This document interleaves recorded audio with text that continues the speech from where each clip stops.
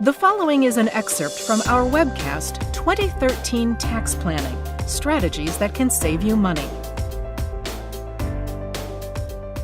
Let's talk about some ways our viewers can lower their tax liability today, if that's one of their goals for 2013. Sure. I think one thing folks should do is think about maximizing their contributions to their tax advantage retirement plans.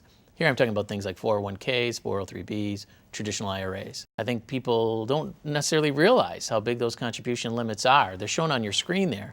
And I think folks should take a look at when you're age 50 or over. Look at those catch-up contribution limits. You can stuff a little more money in there as you get closer to retirement. And these things are great. You get the pre-tax now, so that lowers your tax liability today, and they grow tax deferred each year, so they're not chiseled by taxes as you go along. Great way to save for retirement. What about charitable contributions to reduce tax liability? That's another way you can do it.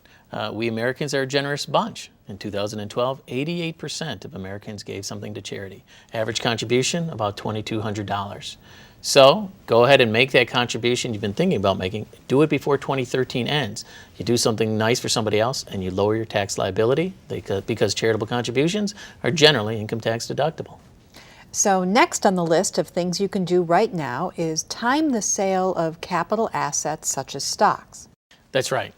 Let's say you've already triggered large capital gains this year. So you know you're already going to be paying some tax on that when you fill out your 2013 income tax return early next year.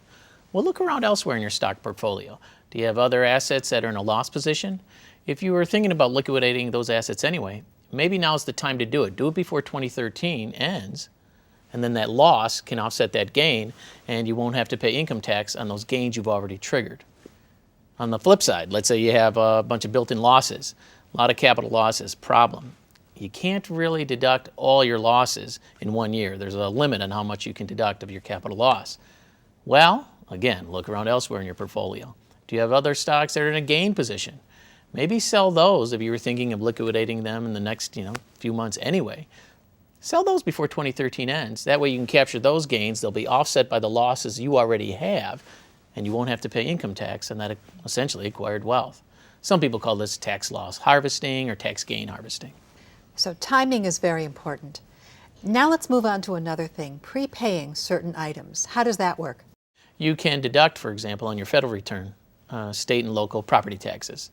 So if you happen to live in a state that imposes a high property tax bill, think about paying that right away after you get your bill in December, paying it before 2013 ends, rather than taking the locality up on the option of paying that over many months, extending to 2014. If you want to deduct it on your 2013 return, you got to pay it now. Similar story with state and local income taxes, generally deductible on your federal return too. Quirky little rule here that's valid only for 2013 so far under current law. There are a few states out there that have a decently high sales tax, but they don't have that much of an income tax. There's a rule that allows you to deduct on your federal return your sales tax rather than your local income tax. So let's say you're in one of those states that have that sales tax, and let's say you're thinking of making a big purchase anyway. In the next few months you thought you were going to buy a new car, for example.